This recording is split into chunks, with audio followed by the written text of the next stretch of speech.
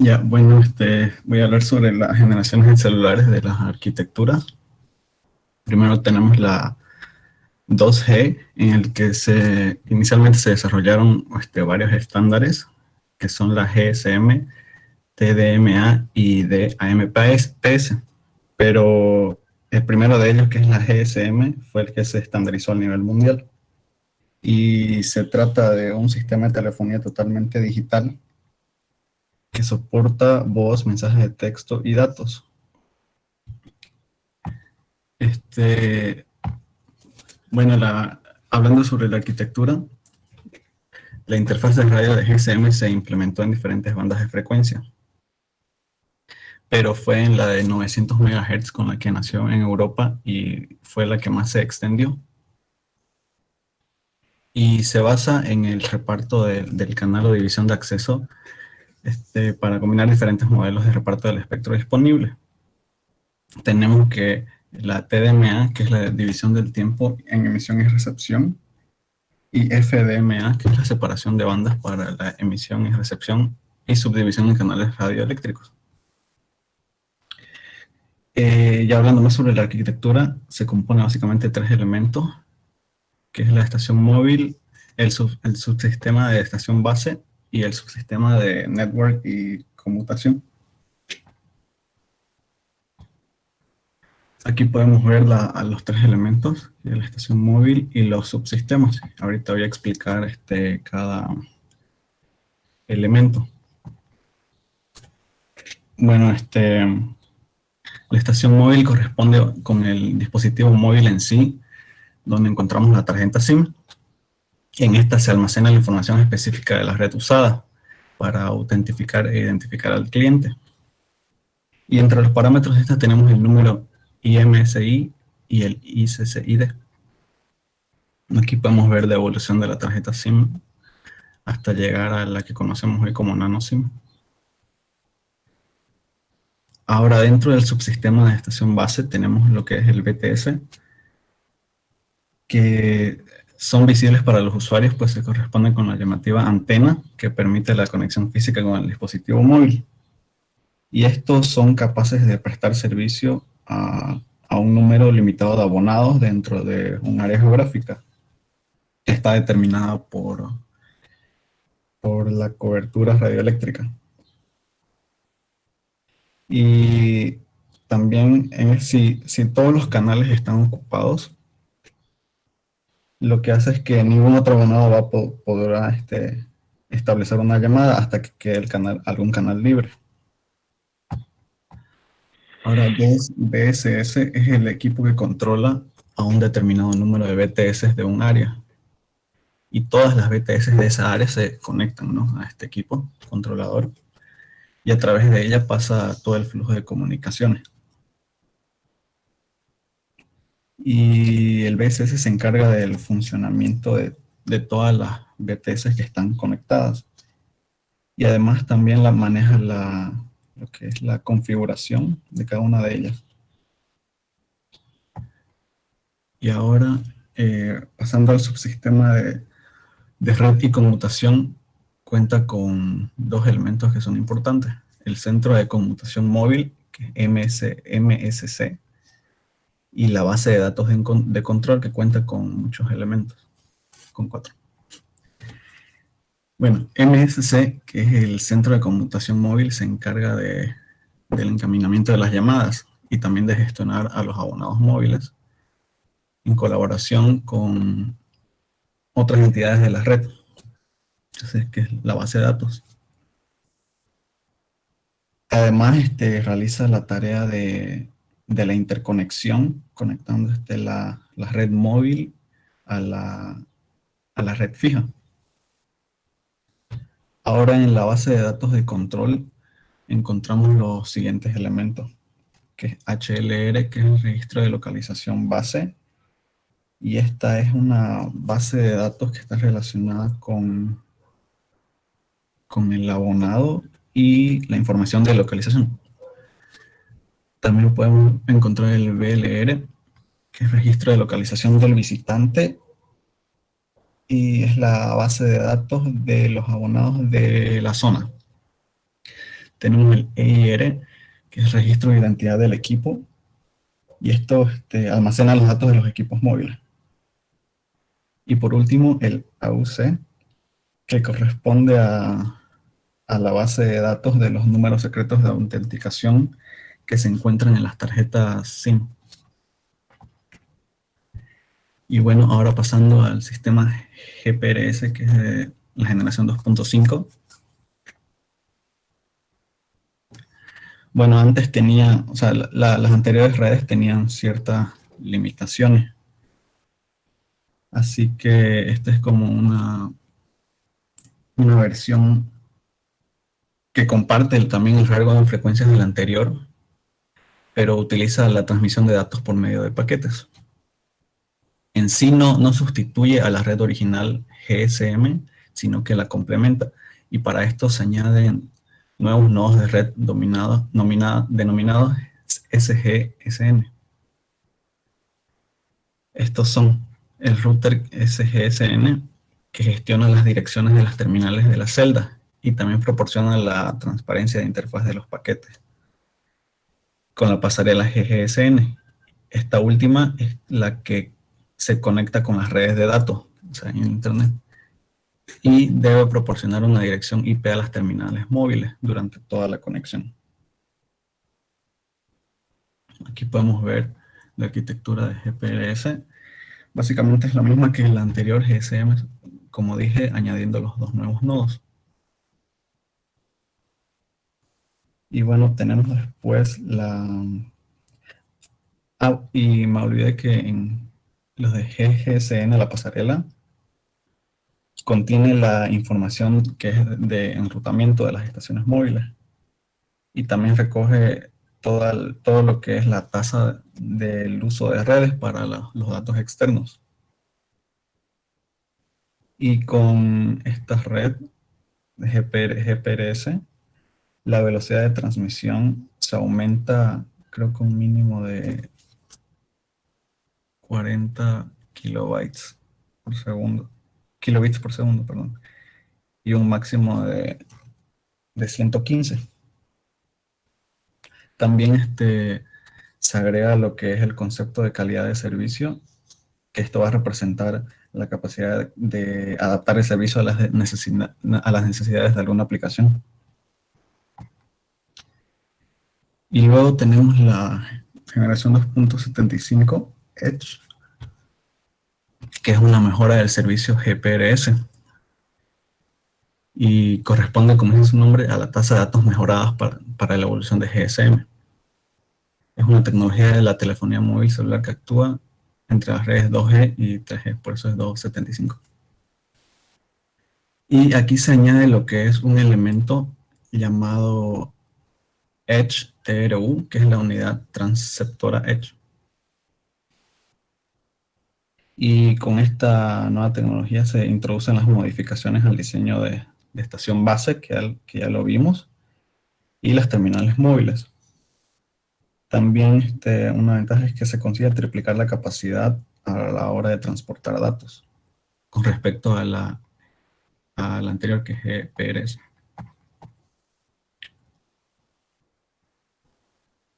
Y bueno, después tenemos generación 3G, que básicamente fue el UMTS que se dio con mejora. Sebastián, Sí. antes de que continúe, o sea, vuelvo un poquito a 275, a Edge. Ahí hay un dato, una página más abajo, justamente ahí, en esa parte. Acá hay un dato que es importante, la velocidad que se permitía en Edge. Fíjense, ahí está, usted lo anotó.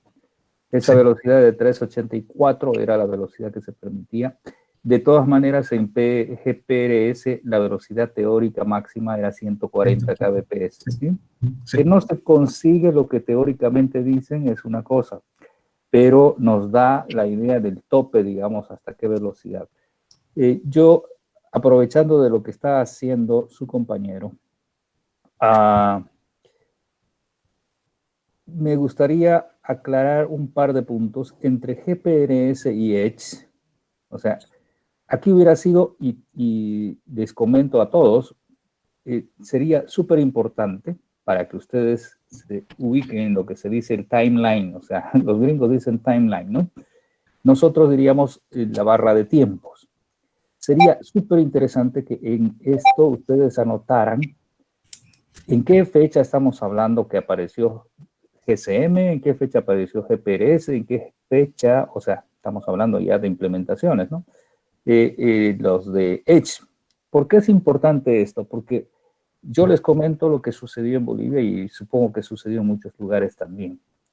Cuando la tecnología GSM se vio que era una de las tecnologías más interesantes, en la parte de voz funcionó perfectamente, pero cuando quisieron hacer datos no funcionaba. Entonces, después de un tiempo, obviamente apareció ese upgrade para que la red pudiera soportar datos, pero en realidad era un ¿cómo se llama? Overlay se llama en inglés, o sea, una red de datos que fue montada encima de la red de GSM.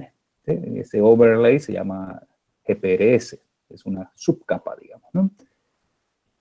Esta subcapa empezó a dar datos hasta 140 kbps en teoría, pero se lograban 50, 60, 70 kbps, que ya era una velocidad apreciable para el tipo de móviles que existía en la época. En esa época, por eso el timeline es importante, en esa época de GSM, cuando apareció GPRS, todos los celulares eran de tipo texto. No habían smartphone, no había nada, no eran gráficos. Por lo tanto, las velocidades de GPRS eran suficientes para llenar la pantalla muy rápido. Entonces, pero por supuesto ya había datos, ya había conexión a Internet, pero no podían cargar las páginas de Internet normalmente porque, bueno, todas las páginas de Internet utilizan gráficas, figuras, etc. Entonces, en el interín, como ya había una conexión de Internet para los móviles, a alguien por ahí, no sé, es una cuestión que ustedes también tendrían que leer un poco. Históricamente dijeron, bueno, como los celulares estos no pueden ingresar a las páginas web convencionales, vamos a desarrollar un nuevo sistema que va a desarrollar las páginas web para los móviles. Y apareció una cosa que se llamaba WAP, Wireless Access Protocol, no sé ni el nombre ya, porque fue una cosa interesante. ¿Qué es lo que sucedió en ese interín? Todos los que tenían páginas web empezaron a desarrollar las páginas web alternativas para los celulares que ya podían ingresar al Internet. Obviamente, las páginas web que se desarrollaba con esta plataforma eran mucho más, eran primero texto. O sea, texto puro, porque los celulares manejaban texto puro y aparecían los menús, 1, 2, 3, 4, uno presionaba el número y se iba metiendo. Pero eran unas plataformas de web tipo texto. De aquí en Santa Cruz yo recuerdo muy bien que, de hecho, las empresas telefónicas fueron las que más más desarrollaron, porque ya estaban totalmente metidas en el tema, y, ¿cómo se llama? Telecel, o Tigo, lo que se llama ahora, empezó a desarrollar toda su plataforma sobre este software o esta plataforma nueva de hacer las páginas web. Bueno, el asunto fue cuando ya estaban por lanzar, casi en todos los lugares del mundo habían desarrollado, apareció esta 275, que vendría a ser Edge. Bueno, ¿qué pasa? ¿Por qué yo lo comento? Porque con Edge la transmisión máxima es 384. No se consigue, no se consigue 384, pero se consigue 128, 200, 256K fácil. Entonces, con 256 kbps en un celular, ya se podían cargar y en ese interín, por eso el timeline es interesante, en ese interín empezaron a salir ya los celulares gráficos, no smartphone todavía, pero ya podían y permitían tener gráficas, entonces las pantallas mejoraron, y entonces con este Edge, de pronto, los celulares ya podían acceder a las páginas web normales. Y entonces toda esa inversión y toda esa cosa que hicieron entre GPRS y Edge para hacer para acomodar las páginas web de todos a la tecnología, quedó en nada, ¿no? O sea, son los pitfall que le llaman, ¿no? O sea, las fallas tecnológicas que ocurren en el proceso, digamos, ¿no? Entonces ustedes seguro que nunca habrán visto ni se habrán enterado, pero en ese interín entre 2.5 y 2.75 ocurrió un movimiento y la gente aprendía a programar. Yo me acuerdo los de sistemas, los de informática, todos eran ávidos de programar en esa tecnología WAP para poder acomodar las páginas web a esa nueva tecnología. Bueno, entonces con Edge ya se puede navegar y con Edge aparecen los MMS, etcétera, etcétera, ya que son todos los mensajes y además ya se puede ver, la propaganda era que ya se podía ver en línea, películas y cosas de ese estilo, y eso mejora obviamente con lo que va a seguir Sebastián, arquitectura UMTS. ¿Sí? Adelante, Sebas. Ya. Y bueno, tenemos luego la arquitectura UMTS de la generación 3G. ¿Ideas de años MTS? No me acuerdo. Creo que la última fue en 2010, creo la 3.9 en 2010. Por eso digo, es importante, y esto de manera general para todos sus trabajos, digamos, cuando ustedes hagan. Por ejemplo, acá hay una historia de todas las tecnologías, pero si no tienen tiempos, queda medio, bueno, ¿no? Hay que situarse en los tiempos, ¿no? La UMTS salió en teoría en los años 2000, pero obviamente las implementaciones fueron mucho después. ¿Sí? Bien, continúe. Bueno, y básicamente presentan mejoras en la arquitectura original que es GSM, pero mantiene el componente de la red 2G, o sea, hablando del núcleo, y sustituye la red de acceso radio, que son las nuevas antenas. Otra diferencia también es que se sustituye el TDMA de GSM por la tecnología WCDMA, que es una versión para la telefonía móvil de la múltiplex acción CDMA. Y también la principal diferencia entre TDMA y WCDMA es que en este segundo los usuarios que están admitidos transmiten a la vez por el canal y codifican su señal con un código diferente por usuario, y que este código va a ser conocido por el emisor y la antena. A ver, Sebastián, para entender esto, los que están estudiando redes deberían conocer mucho más de los informáticos y los de sistemas. Solo para entender esto CDMA, que es una forma, ¿no? Es un método de multiplexación que usa todo el ancho de banda. A ver, esto cómo puedo más o menos hacer una analogía para que se entienda cómo es que funciona. Cada usuario utiliza todo el ancho de banda. Vamos a suponer que tenemos, acá dice, ¿no? 5 MHz. ¿Sí? 5 MHz es el ancho de banda que tenemos, que nos da el ente regulador, lo que sea. Y lo que hacían las tecnologías antiguas era dividir, ¿no? Esos 5 MHz lo divido en pedacitos, en frecuencias, de forma tal que ahí tengo varias frecuencias, de cada frecuencia voy a usar para un canal, etc. En esta tecnología dicen, bueno, acá hay un problema. Si nosotros dividimos en pedacitos, cada pedacito no va a poder llevar datos en gran capacidad. La única forma de llevar datos en gran capacidad es llevar en un ancho de banda mayor. Eso es la teoría que hemos hablado. El ancho de banda está relacionado directamente con el transporte de información. Y entonces se inventaron esta tecnología que es CDMA. ¿Qué es lo que hace? Utilizar todo el ancho de banda para todos. O sea, cada uno de los usuarios utiliza todo el ancho de banda. Y esto más o menos en analogía vendría a ser como la siguiente forma. Vamos a suponer que tenemos una fiesta internacional y nosotros invitamos a los rusos, a los japoneses, a los españoles, a los americanos, etc. Tenemos 5, 6, 7 parejas ahí de personas en una fiesta. Bueno, empieza la fiesta y están cada una de las parejas, ¿no? está hablando en su propio idioma. Y claro, todos los demás escuchan lo que los demás están hablando, pero no lo entienden. Entonces yo escucho, por ejemplo, si estoy en una fiesta, yo estoy hablando en español con mi pareja, pero escucho que el ruso está hablando con su pareja en ruso y escucho que el chino habla con la china en chino, etc. Los escuchamos, pero no los entendemos. Estamos usando el mismo ambiente, todos nos escuchamos, pero solo entendemos los que decodificamos el mensaje. Entonces, esa es la analogía de CDMA. En un mismo ambiente, en un mismo cuarto, todo el mundo está, 5 elementos, en este caso 5 usuarios, están usando el ambiente y sin embargo solo nosotros entendemos lo que nosotros podemos decodificar. Yo entiendo el español y el ruso no me entiende a mí, pero sí le entiende a su rusa, etcétera, etcétera. No sé si con eso aclara un poco la idea de lo que es la tecnología CDMA, ¿no?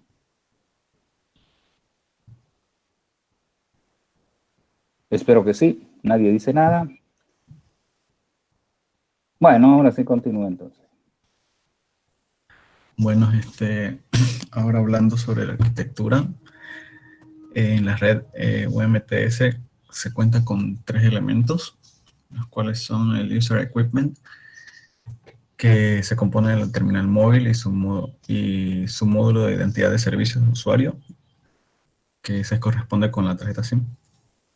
También el UTRAN, que es la red de accesos radio, y esta es la que proporciona la conexión entre los terminales móviles y el Core Network, que es el núcleo.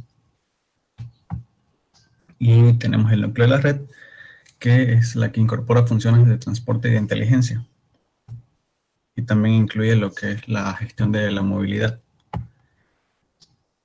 Y aquí podemos ver todos los elementos. Ahora en la parte de UTRAN tenemos los elementos que son la RNC. Ahorita les voy a explicar los que son los equipos del núcleo de la red, que son estos de acá. Tenemos por un lado el MSC, el Mobile Switching Center, que es para servicios de voz, y por otro lado el CGSN, que ya lo vimos anteriormente, o sea, los 2 anteriores nodos, que funcionan para la conmutación de paquetes. Y aquí tenemos una imagen donde representan los elementos físicos de la arquitectura, los cuales vimos que son RNC, CGSN y el anterior nodo que es para la conmutación de paquetes. El primero, CGSN, es el equipo responsable de la entrega de paquetes de datos desde y hacia las estaciones móviles dentro de su área. Y el GGSN es la responsable de la interconexión entre la red 3G y la red de conmutación de paquetes externas, que puede ser el Internet. Y bueno, pasando después a la tecnología 3.5, que es la HSDPA, High Speed Downlink Packet Access. Y básicamente es una versión más óptima de la anterior, de UMTS, y consiste en aumentar la velocidad de descarga entre 7.2 hasta 14.4 megabits por segundo. Y aquí se incorpora lo que es un nuevo canal compartido, que es el downlink, y mejora la técnica de modulación de la señal. Y bueno, aquí podemos ver, como no encontré mucha información sobre esta arquitectura, aquí está la arquitectura de HSDP. Y ahora pasando a lo que es HSUPA, que es la 3.75, que básicamente es un protocolo de acceso a datos para redes de telefonía móvil con una tasa de transferencias de subida de hasta 7.2 megabits por segundo.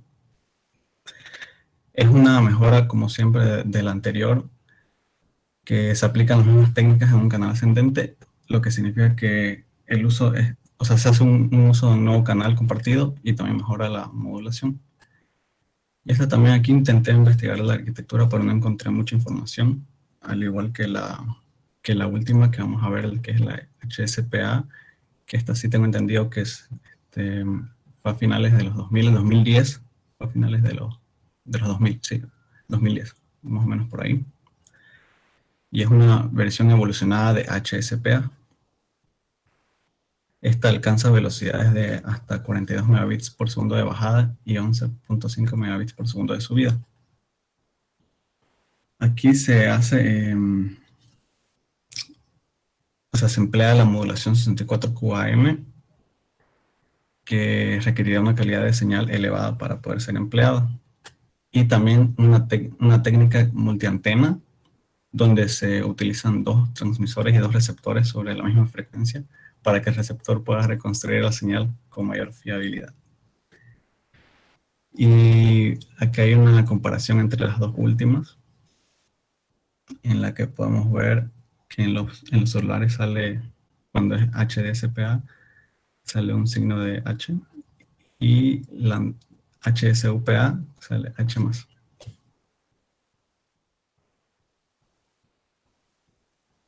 Y eso sería todo, ingeniero.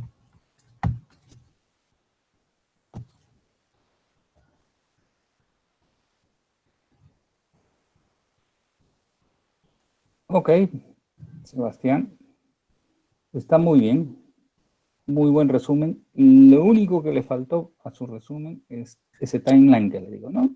Es Sí, buenísimo. ¿Saben por qué es buenísimo poner? Porque uno se ubica. Ustedes todos son de la generación del 2000, más o menos. Por ahí deben ser todos casi, ¿no? Un poquito antes, un poquito después.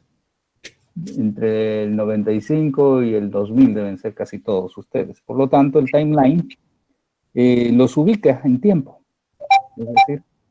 Es decir, dicen, bueno, cuando yo era tal cosa, esta tecnología ya existía, y uno se ubica, entonces uno se da cuenta, hace relación mental con lo que había en la época, etcétera, y uno se da cuenta de que ustedes esta historia la han vivido y son la generación que ha vivido efectivamente esta historia de evolución de las redes celulares.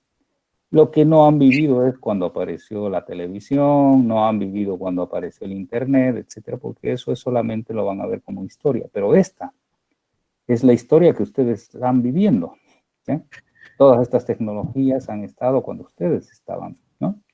Entonces, por eso digo, el timeline es muy importante porque así uno se ubica y mentalmente más o menos sabe qué es lo que ha sucedido cuando yo estaba en ese tiempo, digamos, ¿no? Bien, ok. Gracias, Sebastián. Ya. Estuvo Erwin o Sebastián, no sé cuál es el... Ambos, pero Sebastián Ambos. también. Sí. Ya. Bien, estuvo muy bueno. Me gustó mucho su resumen. Bien, gracias, Javier. Y nada, bueno, vamos a entonces continuar. Yo voy a hacer entonces una cosa y vamos a seguir comentando. Esto es muy interesante. Yo creo que para todos como están viviendo esto, les queda muy bien saber un poco más de telefonías móviles, ¿no? Sí. Bien, entonces si me da el espacio, yo voy a mirar un poquito. Gracias. ¿Alguien de los presentes tiene alguna cuestión, alguna cosa que conversar sobre el tema, ¿no? Por supuesto.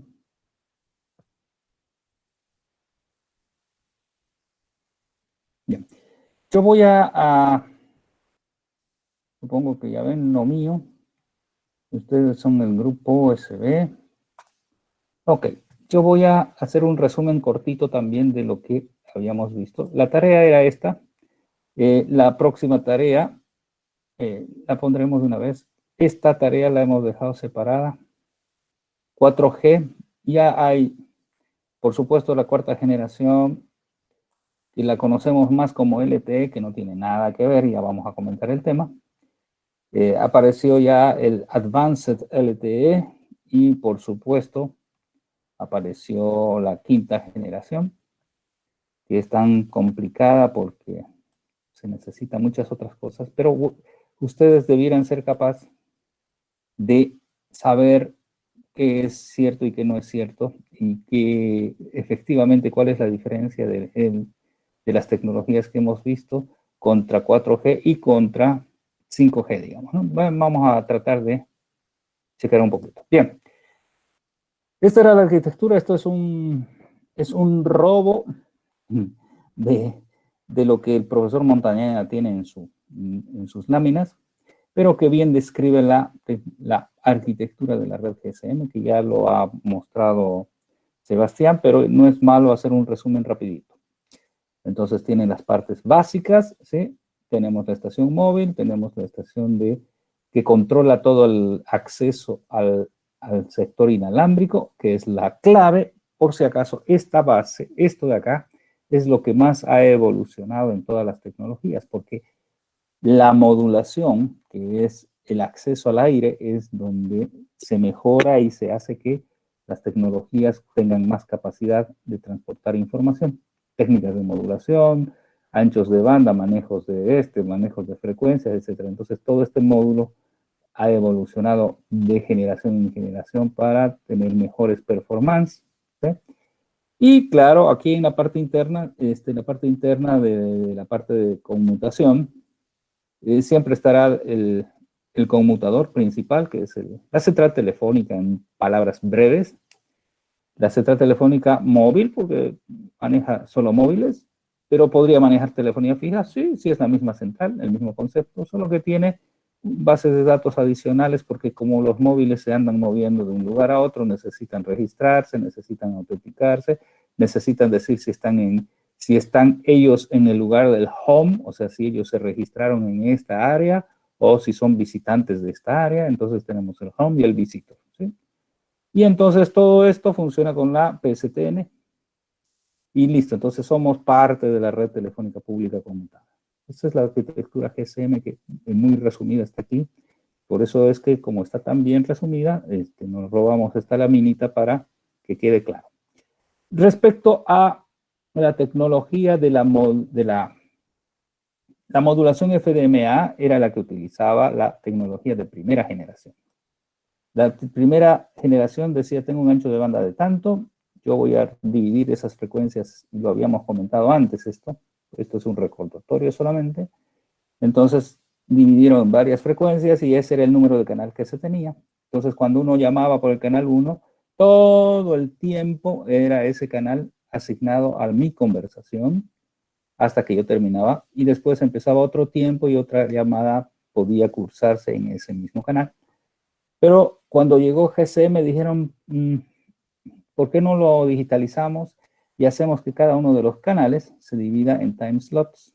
Lo hacemos en función del tiempo, y entonces hicieron lo que se llama Time Division Multiplex, ¿no? O sea, cada uno de estos canalcitos de FDMA lo dividieron en pedazos, de hecho en 8 pedazos, en función de tiempo. Los bits, cuando yo digitalizo una señal, cuando la señal o la información está en bits, son atemporales. ¿Qué significa que sean atemporales? Significa que no depende del tiempo que dure.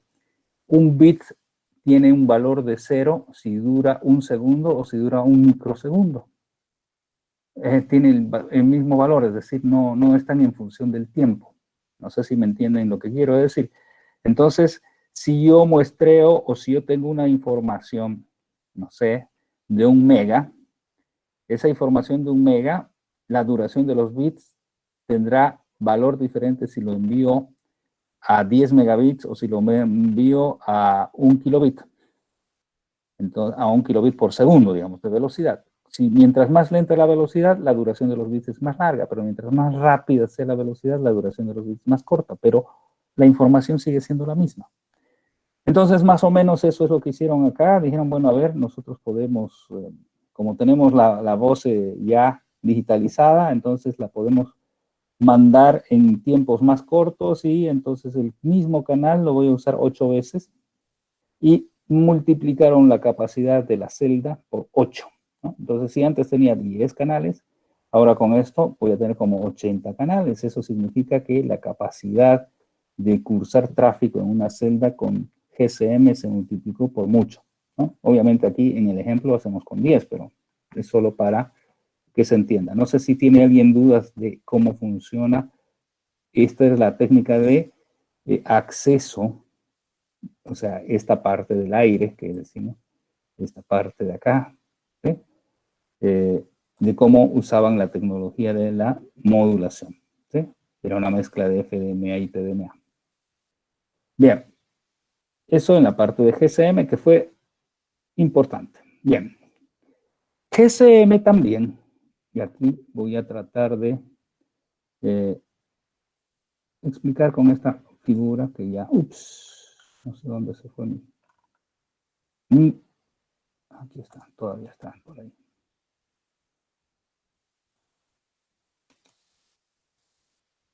No sé qué se mueve con esto.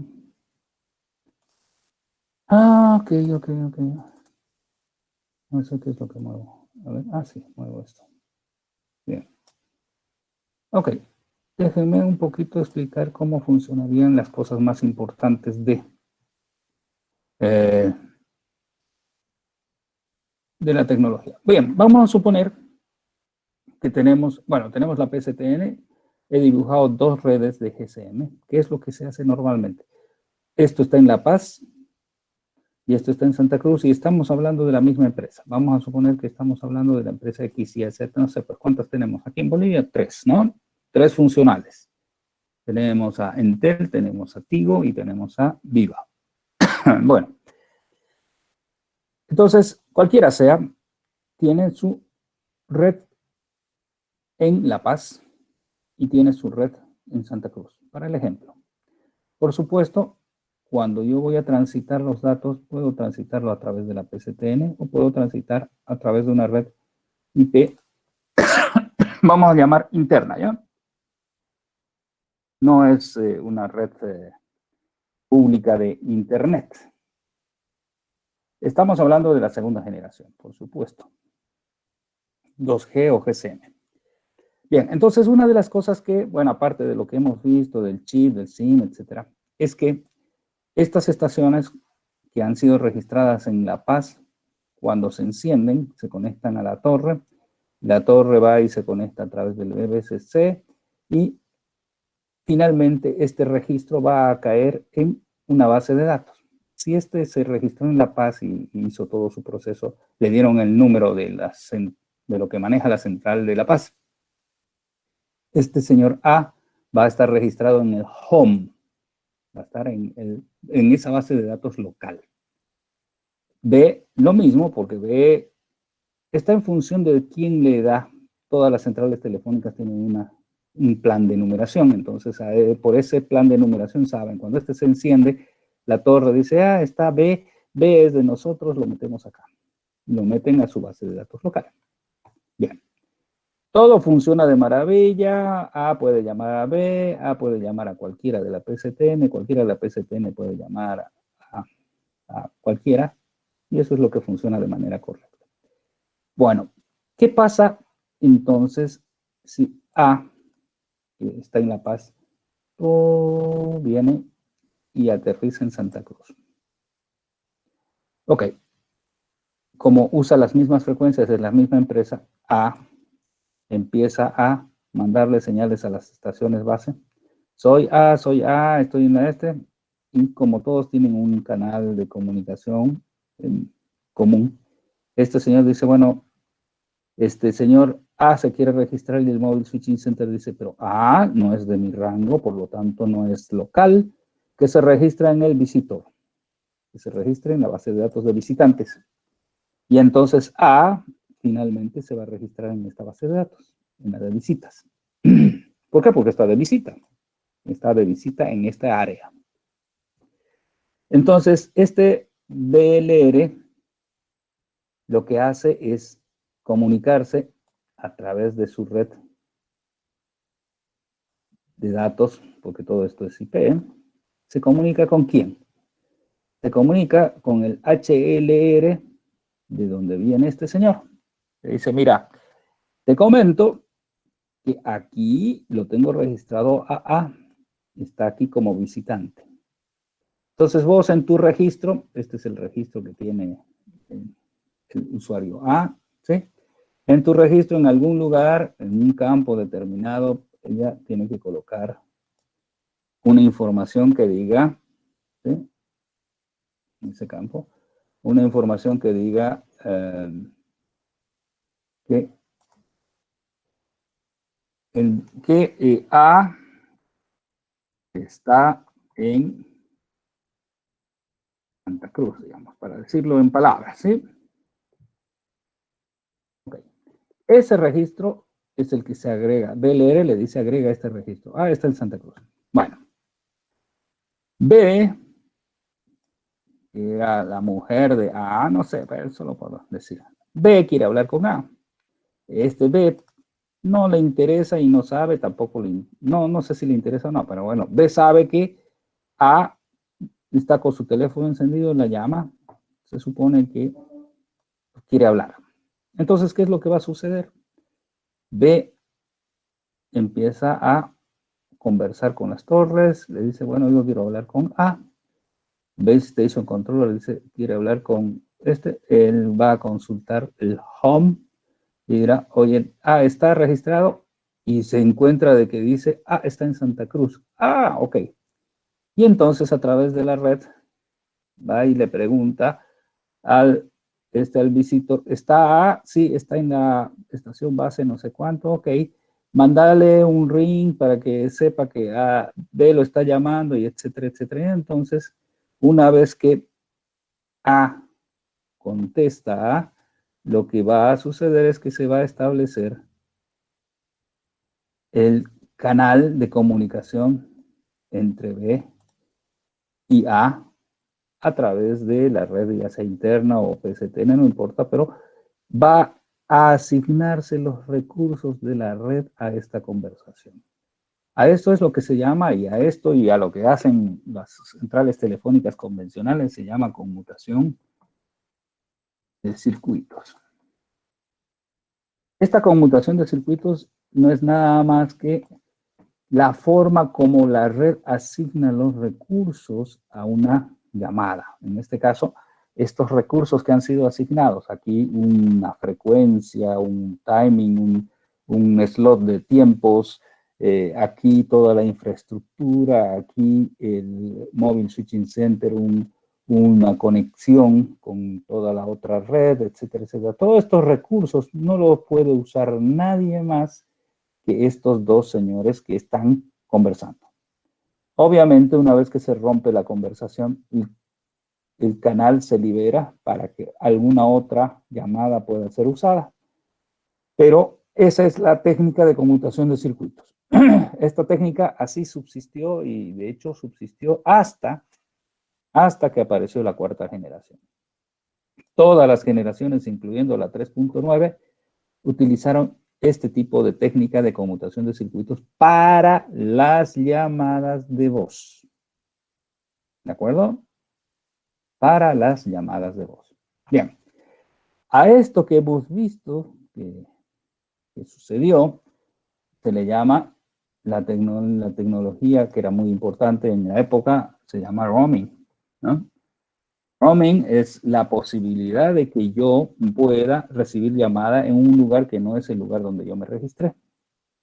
Ahora, este roaming puede ser nacional o puede ser internacional. Por supuesto, si es nacional es muy fácil porque es la misma empresa. De hecho, desde hace unos años, no sé si ustedes recuerdan ya, hace unos 3 o 4 años, quizás un poco más, definieron que ya no había roaming nacional. Es decir, no importa si usted está aquí, allá, más allá, en La Paz, Santa Cruz, los costos de llamada de celular son los mismos. Pero antes de eso, teníamos que pagar. Si yo viajaba a La Paz, tenía que pagar un plus por conectarme, ¿no? Ahora eso sigue funcionando con el plus cuando yo me voy a otro país. ¿Por qué? Porque son redes diferentes. Vamos a suponer, yo tengo un teléfono de Entel que trabaja en 800 MHz y entonces Entel busca a un operador en la Argentina que diga, oye, ¿en qué frecuencia trabajas en 800? Oye, ¿por qué no hacemos un convenio de roaming? Entonces, mi gente que vaya por allá, vos los atiendes, y la gente que venga por acá, yo los atiendo y cruzamos, ¿no? Negocios. Entonces, esto, en vez de ser Santa Cruz, podría ser la Argentina, y entonces el BLR de la Argentina le comunicará al HLR de La Paz que el usuario A se ha registrado en su red, etcétera. Sucede lo mismo, solo que se controla ahí cuestión de dinero, ¿no? ¿Cuántos minutos te pasé? ¿Cuántos minutos me pasaste? Bla, bla, bla. Eso ya es la parte comercial. Pero entonces el roaming es esta forma de mandar las llamadas a un abonado que no esté localizado en su base. ¿Ok? ¿Preguntas hasta ahí? No sé si quedó. Hola, hola, hola. O ya están dormidos, a ver. Jennifer.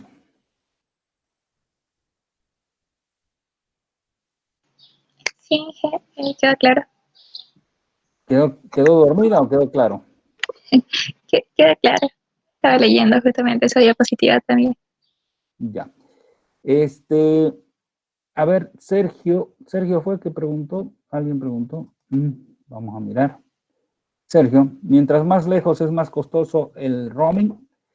En teoría sí, ¿no? En realidad, ¿por qué? Porque, Sergio, para llegar de aquí a Buenos Aires posiblemente necesitamos una sola conexión. Necesitamos pasar de nuestras centrales telefónicas a las centrales de ellos, porque, no sé, pues, a través de la fibra, a través de algún método de comunicación, estamos uno al lado del otro. Pero si yo voy a ir, por ejemplo, no sé, a Europa, nosotros no tenemos conexión con todos los países de Europa de manera directa. ¿Qué significa eso? Significa que de repente lo que se hace tradicionalmente, eso no es nada extraño. De repente yo tengo mejores relaciones con España porque hablamos español y le decimos, oye, España, todo mi tráfico que va a Europa, que vaya por tus centrales, ¿te parece? Pues lo distribuyes porque ya vos te estás conectado con todos los de Europa. Y llegan a un acuerdo. Entonces, por supuesto, todas las llamadas a Europa llegarán primero a España y España hará toda la conmutación hacia todos los lugares que correspondan. Desde el punto de vista de procedimiento, para nosotros, digamos, para Entel, digamos, es más fácil llevar todo el tráfico hasta España y que España se encargue de distribuir dependiendo del código que estamos marcando.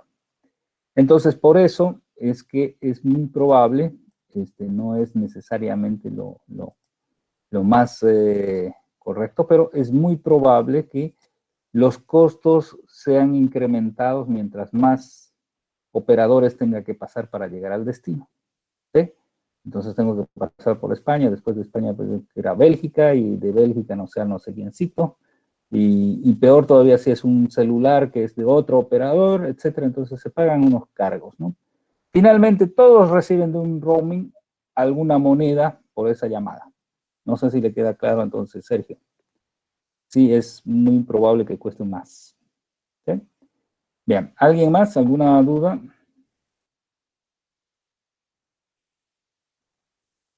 José Elías.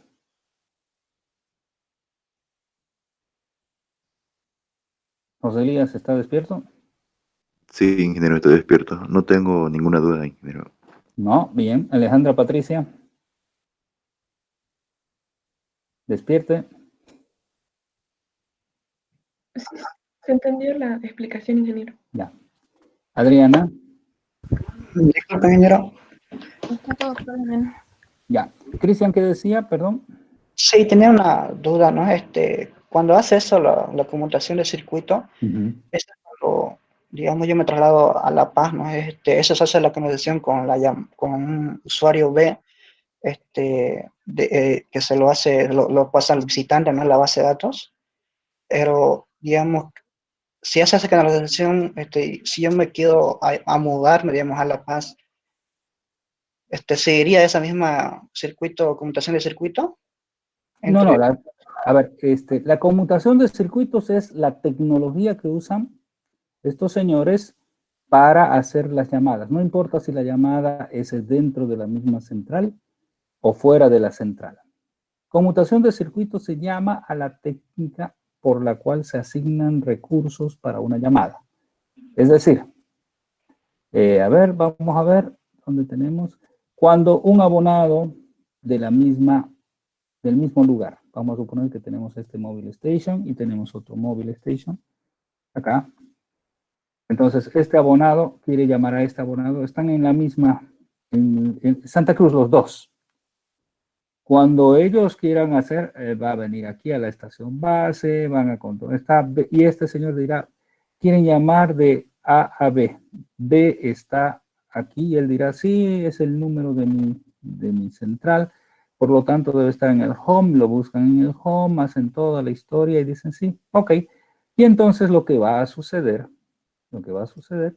es que este señor va a recibir una asignación de recursos, va a llegar a la central después de hacer todas sus cosas, va a venir y lo va a conectar entre estos dos, asignándole recursos. ¿Sí? Asignándole recursos. Ups, esto no era así. Algo hice mal. ¿Ya? Asignándole recursos para esta comunicación. A este proceso de asignación de recursos para esta comunicación, ya sea dentro de la misma central, o sea, dentro de diferentes centrales, no importa, es lo que se llama conmutación de circuitos. Conmutación de circuitos es la asignación de recursos para una llamada. No sé si le queda claro con esto la historia de qué es conmutación de circuitos. Sí, ingeniero, ahora sí, gracias. Es la asignación de recursos. Que no puede ser utilizado, esa es la característica de conmutación de circuitos. Una vez que se ha asignado esos recursos, no importa cómo sea dentro de la central o en otras centrales, toda esa asignación de recursos permanece conectada entre los usuarios para uso de esos usuarios. Por eso es que nos cobran, porque estamos usando la red del operador. Y este camino que se hace entre abonado A y el abonado B no lo puede usar nadie más hasta que nosotros cortemos. ¿Sí? Esa es la conmutación de circuitos. Bien. Continuemos entonces. Esto ya lo había hablado su compañero Sebastián, pero lo hacemos muy rápido. Estas centrales eran conmutación de circuitos, las de segunda generación, ¿sí? Lo habíamos visto. Y sin embargo, los datos no funcionaban bien, entonces apareció la red esta que hemos hablado, que se llama GPRS, que lo que hace es crear un plano. Lo que arman es una red de datos, routers y cosas que van a estar conectados a Internet, solo que hacen unos upgrades a las estaciones, bases y, por supuesto, a algunas partes de la red. Entonces, este router tiene un elemento adicional en la estación base. Estos routers están conectados en cada una de las estaciones bases, por supuesto, porque lo que hacen es poner una red de datos aprovechando la infraestructura que tenía la red. Si tengo 10 estaciones base, pues voy a tener 10 routers. ¿Por qué? Porque en cada una de las estaciones base habrán usuarios que quieran de repente hacer tráfico de datos. Entonces, aquí aparece un concepto muy importante. ¿Para qué sirve este upgrade? Sirve para lo siguiente. El señor, este móvil, puede hacer dos acciones. Puede querer hablar por teléfono con alguien, por lo tanto va a usar esta técnica de conmutación de circuitos. ¿Sí? O la otra posibilidad es que él quiera navegar por Internet. Entonces llega a la estación base, y en la estación base identifican que lo que él quiere es navegar por Internet. Entonces viene y le hacen el reverse. Llegan al router ahí, llegan al otro router, y aquí esto ya es routing, ¿no? Esta historia, ahora la vamos a poner en otro color para que se vea. Y un poquito más grueso. Este camino, fíjense, el usuario B tiene dos posibilidades ahora cuando aparece este overlay o esta capa. Tiene la posibilidad de que si va a hablar, será conmutación de circuitos. ¿Sí? Conmutación de circuitos. Pero si él no va a hablar, si él va a hacer tráfico de datos, aquí será conmutación de paquetes, que es lo que nosotros conocemos, ¿no? Conmutación de paquetes. Ups.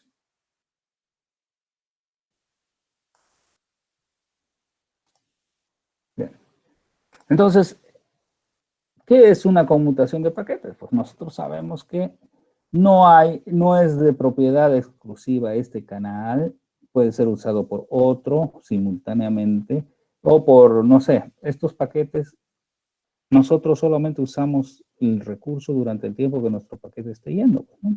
Al internet y después vuelve, etc. Entonces son paquetes, o sea, como son de paquetes, son compartidos estos recursos.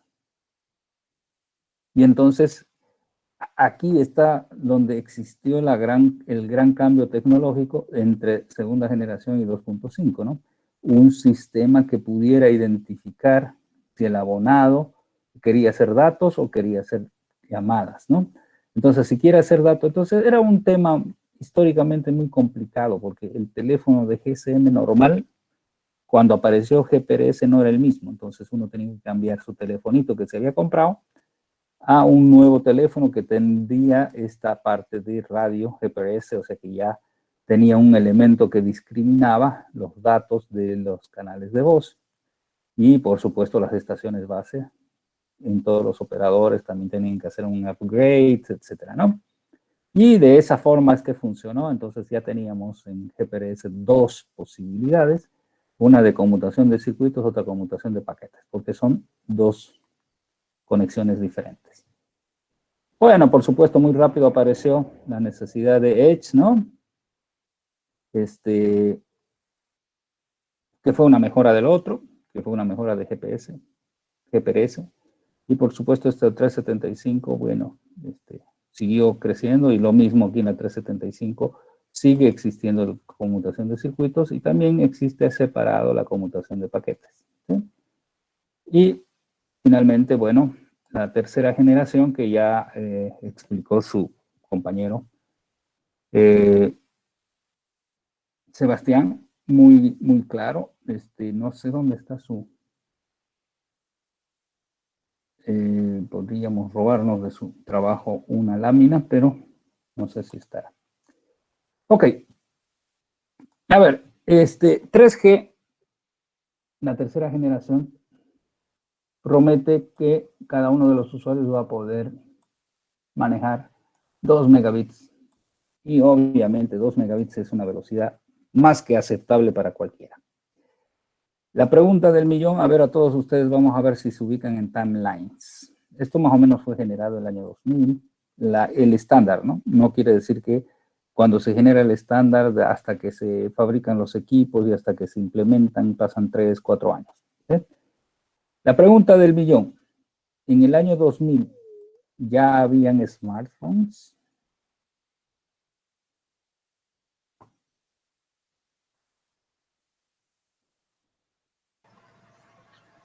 Don Steve Jobs ya había... ¿Mm? No había, ingeniero. Bueno, ¿No yo había? ¿Cuándo se inventan los smartphones? Si no estoy mal, creo que fue por el 2010, 2009, cuando Apple lanza su famoso iPhone. O sea que recién 10 años. Sí, ingeniero. 2009 debió ser. ¿Qué dicen los demás? Entonces, ¿qué habían en el año 2000? Porque estos señores dijeron, bueno, aquí está, esto es lo que vamos a tener para el año 2000. Por supuesto, no fue implementado en el año 2000, pero dijeron 2 megabits. ¿En qué máquinas corríamos, en qué celulares corríamos 2 megabits? ¿Cómo eran? ¿No era en el 2003, ingeniero? ¿Perdón? Alejandra, Patricia, ¿qué dice? ¿No era en el 2003? Es que yo pillé 2003, una imagen donde los smartphones. Ah, no sé, por eso estamos hablando, yo no tengo idea de cuándo apareció el smartphone. Juan dice que el 2010. Alejandra dice el 2003, tienen no. una imagen donde decía que, bueno, los smartphones ya tenían, bueno, los teléfonos, ¿no? Ya contaban para usar servicios de voz y datos multimedia. Y también lo que dice usted, ¿no? Pero Prometían 2 eran megabits por smartphones. segundo. A ver, de repente estamos teléfonos que pudieran usar, o sea, teléfonos gráficos que pudieran usar multimedia, puede que sea el 2003, no lo sé. No sé cuándo este señor lanzó su iPhone. A ver. ¿Quién busca ahora en el Google cuándo lanzó el iPhone, el primer iPhone? ¿Qué es considerado el primer smartphone real? 2007. Sebastián. 2007 creo. El primer iPhone. El creo no sirve. Ya, a ver, lo voy a buscar. Ahora, ¿por qué vuelvo otra vez lo que les decía cuando estaba Sebastián haciendo su exposición? El timeline, o sea, esas secuencias de tiempo es muy importante para ubicarse, porque como ustedes están viviendo, se pueden ubicar, decir, pucha, yo tenía tantos años, a ver, en esa época fue, digamos, ¿no? Están viviendo la parte histórica de la evolución de las redes celulares.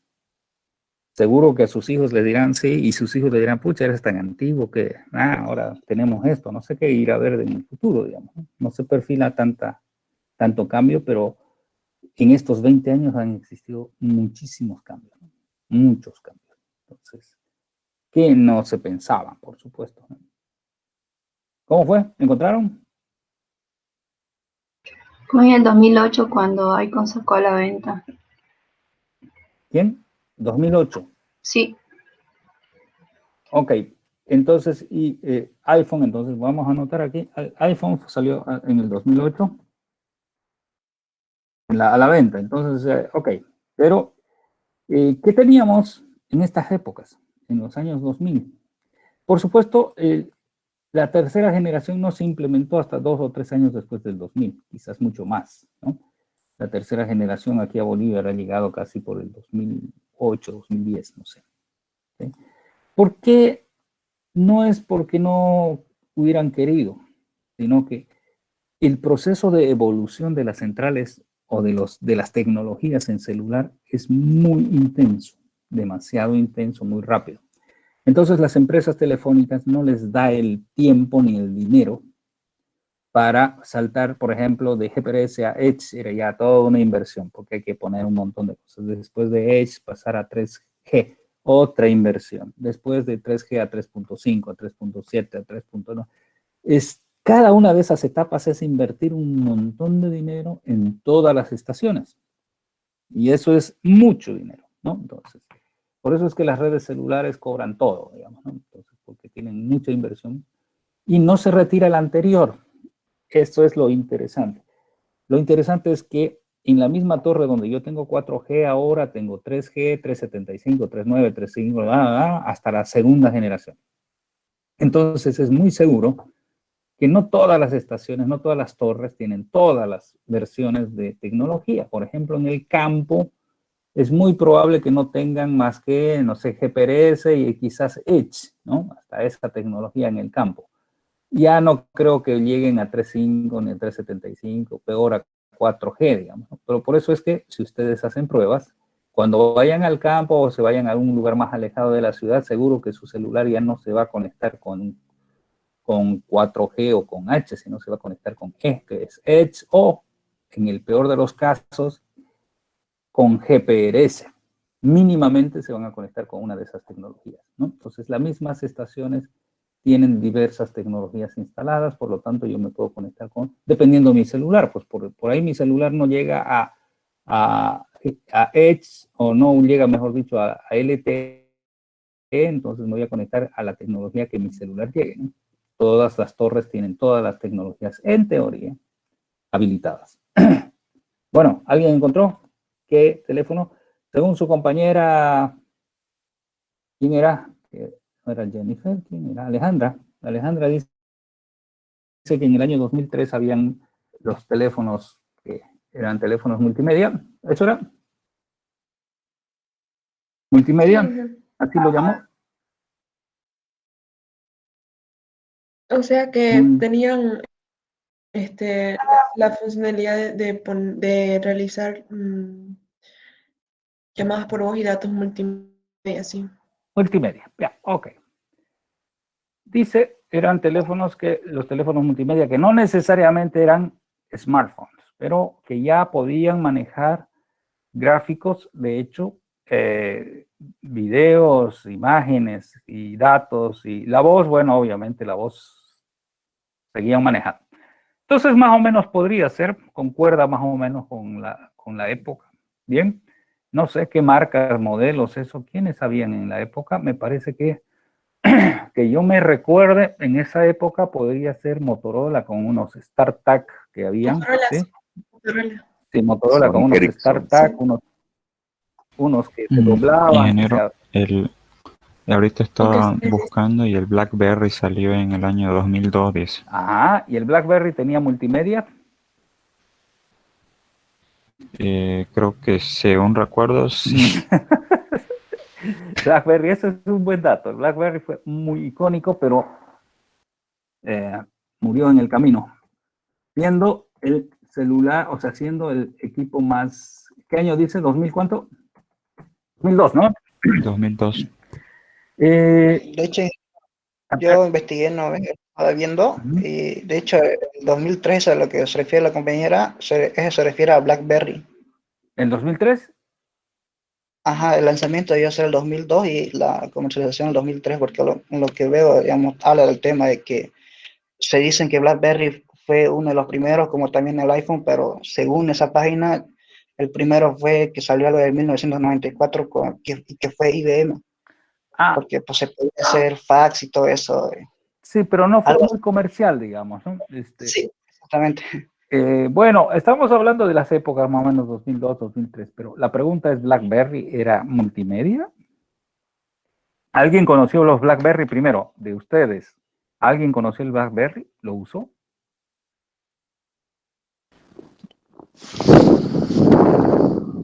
No, nadie. Sí, ingeniero, yo usé un BlackBerry. Usted, José Carlos. ¿Qué tenía de interesante contra los de ahora? Bueno, el que yo usaba sí era multimedia porque podía conectarme a internet y enviar mensajes de texto, aparte que tenía una plataforma para enviar mensajes, pero solamente era entre BlackBerry. Exactamente. Se conocía como BBP. Sí, y además tenía una cuestión muy interesante. BlackBerry popularizó un tecladito bien complicadito, ¿no? Con teclas que sobresalían, ¿no? O sea, era un teclado, digamos, ¿no? Era muy interesante.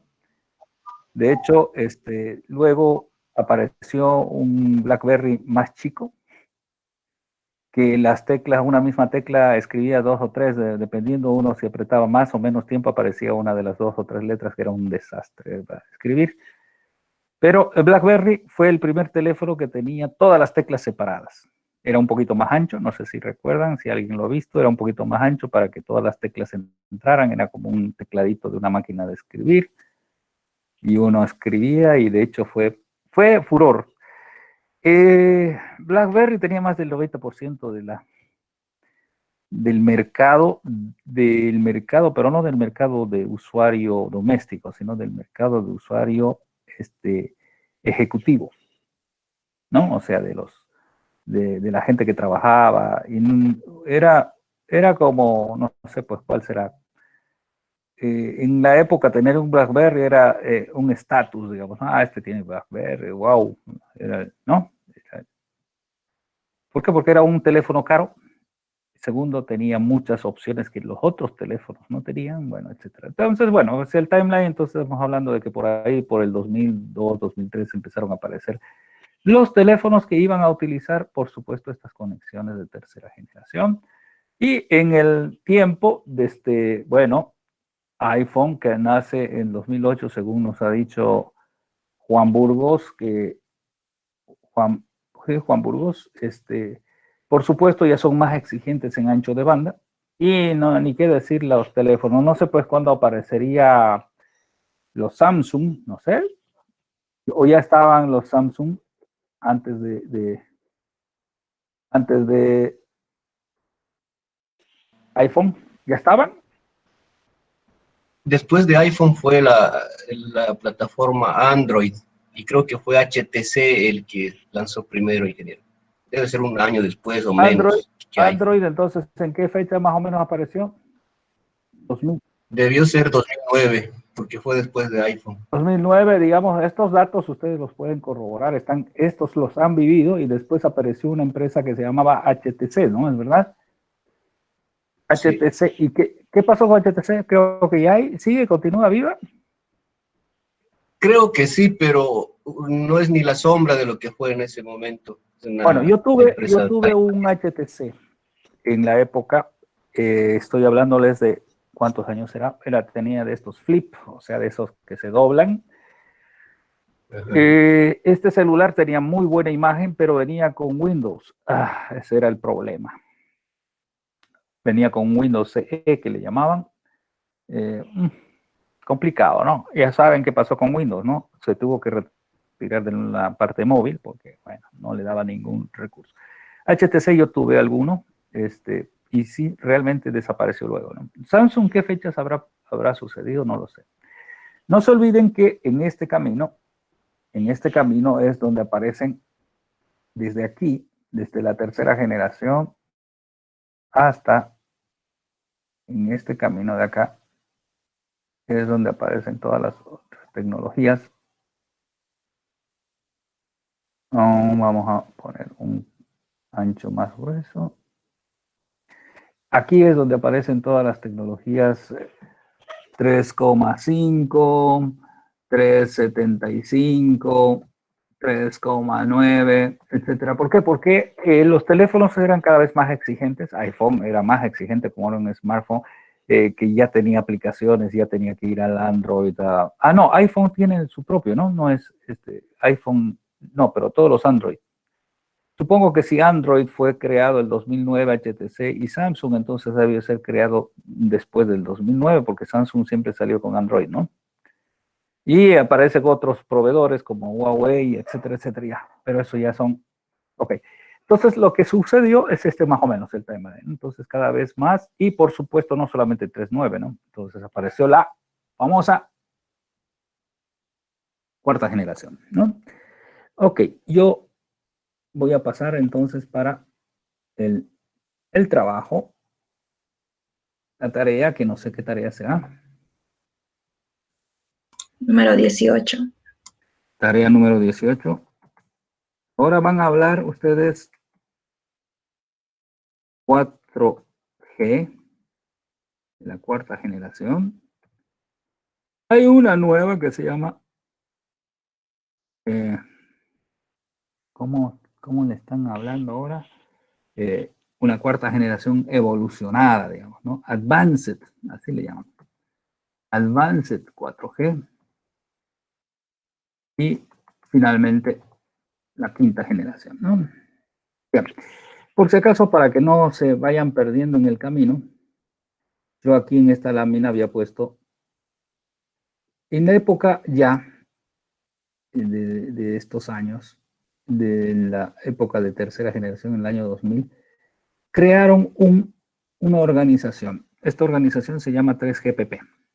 ¿Ya? Esta organización, por supuesto, es una organización que lo que hace es juntar a todos los proveedores, a los fabricantes, a los diseñadores, a todos los que están involucrados en la tecnología en esa época de tercera generación, pero muy rápido se dieron cuenta que tercera generación no era suficiente, ¿sí? De todas maneras, por si acaso, eso lo pueden ver aquí, 3GPP. Este es el lugar donde ustedes tienen que acceder si quieren saber los estándares, ¿no? Los estándares de la parte de telefonía. Todo lo que es telefonía está aquí. Y por supuesto la quinta generación. Si ustedes ven, este es el lugar, por eso dice The Mobile Broadband Standard. Este es el ente que estandariza todas las tecnologías a partir de la tercera generación. Por eso se llama tercera generación y desde ahí empezaron y aquí están reunidos todos los señores. De fabricantes, todos los señores están aquí. Aquí es donde salen los estándares, ¿sí? ¿Cuándo salió el release? ¿Qué release? Por ejemplo, el 14 de diciembre de 2020 ha salido el release 17. ¿Qué será lo que tiene? No lo sé, pero ahí está. Y así, aquí, fíjense los releases que van saliendo, es decir, el 99, el primer release, no sé, pues van, ¿qué es el HCPA? ¿Qué es ve aquí, el LTE Advanced? A ver, veamos qué es el LTE Advanced. Aquí es donde ustedes van a encontrar la información tecnológica de cómo va a funcionar el Advanced, por ejemplo. Ah, mira, tienes de Uplink varias frecuencias y nos muestran en el Uplink y nos muestran en Downlink. El Downlink es más gordito. ¿Por qué? Porque a la gente que usa celular es más el down que el up. Entonces, ¿cómo se hace? La agrega. Aquí está lo que ustedes quieran. ¿Sí? Cómo va a funcionar una cosa, cómo van a adicionar, cómo funciona una misma estación, etcétera. Bueno, y por supuesto, si ustedes quieren ver la quinta generación, aquí es donde está el negocio. Todo lo que tengan que ver con quinta generación van a ver. Los que quieran ver que aquí es quinta generación, release 15, ¿no? No sé ni qué será. Aquí están todos los estándares. ¿Sí? Bueno, pero en concepto, el cambio que existió entre 3.9 y cuarta generación fue impresionantemente grande. ¿Sí? LTE, vamos a ver, aquí está LTE, que se le llama así por otras cosas, la motivación, y aquí está la estructura, ¿sí? Desde GSM hasta LTE. Toda la historia. Me parece que esta es una lámina que merece la pena ser copiada. La vamos a copiar porque está súper bonita. Espérese un ratito. ¿Cómo agrego que se haga más grande? Ups. ¿O será que la permiten que la copie? A ver, vamos a ver. Espérese un instante. Aquí. Ok, voy a ver si puedo pegar aquí. Venga para acá. Vamos a agrandar. Me parece eso, uy, no se ve muy bien, pero me parece que el título está muy sugestivo. Fíjense lo que dice. En la figura 1 está desde GSM hasta LTE, entonces en esta laminita que estoy copiando deben estar todas las mostradas, todas las tecnologías. A ver, vamos a ver si es verdad. Vamos a pegar. Vamos a pegar aquí. A ver, veamos. Dice el núcleo. Están dividiendo el núcleo y el acceso. Bien. El núcleo en GSM era Circuit Switching, ok, lo que hemos hablado, conmutación de circuitos. Y en GPRS empieza el Packet Switching. Ah, ok. Y están los controladores y las estaciones bases. Y los GCMs, GPRS, etc. Cuando aparece UMTS, lo que cambia es el controlador, la tecnología de acceso que antes era TDMA, ahora pasa a ser CDMA. Y estamos en la tercera generación con todas sus versiones, y luego aparece el Evolved Packet Switching. Ya esta es la cuarta generación y todo lo demás. Perdón. Ok, sí, en esta lámina está todo. La cuarta generación, por si acaso, es una generación que cambia drásticamente todo. ¿Qué es todo? Sucede que hasta la tercera generación, hasta la 3.9, habían estos dos caminos. El camino de Circuit Switching, o sea, conmutación de circuitos, y de Packet Switching. En la cuarta generación ya no existen más dos caminos, existe un solo camino. ¿Por qué? Porque la cuarta generación es nada más y nada menos que una generación totalmente IP. La cuarta generación es por eso aquí es una red diferente que ya no es lo que estaba como herencia de la GSM, sino que aquí hay un corte de red. Y esta red ya no tiene circuit switching, tiene solo packet switching. Y entonces todos los usuarios ya no van a hacer ese diverse de la señal. Ah, si voy a datos por un lado, si voy a... Ya todo está junto, incluyendo la voz, ya es voz sobre IP, porque es packet, ¿no? Entonces esa es la parte más importante que seguro la van a revisar. Y bueno, yo creo que está muy bonito. Esta parte de red es muy importante. Vean esto, todo lo que quieran en 3GPP. Ahí están los estándares últimos. Lamentablemente solo hay en español, o mejor dicho en inglés. Y bueno, ¿dudas hasta ahí?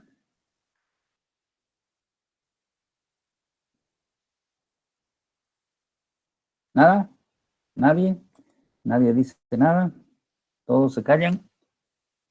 Ingeniero, en la tarea incluimos 4G y 5G. Sí.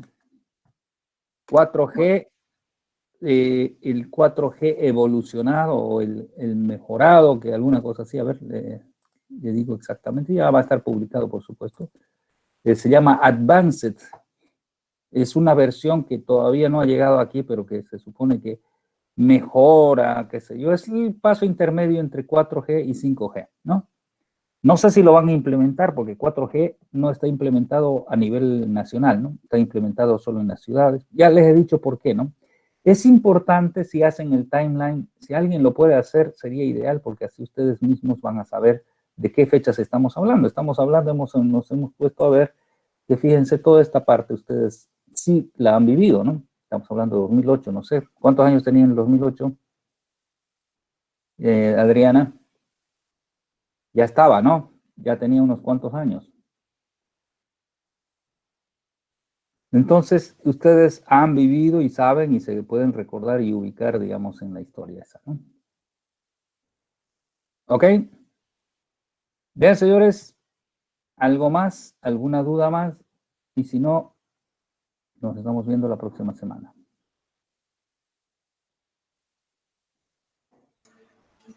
¿Nada? ¿Nada por aquí, nada por allá? Es tarea Sí. 18. ¿Tarea cuánto? Número 18. ¿Y cuánto le pusimos? 19. Ah, pusimos 19. Ustedes me dijeron, yo no, es la 18 entonces. Bien, ya va a estar como 18, no se preocupen. Bien, ok, señores, entonces gracias. Estamos hablando el día martes. Ingeniero, una duda. Sí. Los exámenes, por más que se tuvieron esos problemas, lograron enviarse en total, ¿no? A ver, al menos Ivana, ¿usted estuvo desde el principio sí, ingeniero, de la clase? confirmó que se envió con el packet tracer de algunos, pero la parte teórica de otros logró enviarse, solo la parte teórica, toda la parte teórica fue, me la pasaron, la plataforma me pasó y de hecho toda la parte teórica se salvó, no hay ningún problema, lo que ustedes contestaron, la parte teórica, la selección múltiple y todas esas cosas está guardado. Lo único que faltaría en algunos es justo lo que no pudieron enviar el packet tracer. Algunos, porque los que pudieron antes enviar el packet tracer está. ¿Ok? Sí, gracias, ingeniero.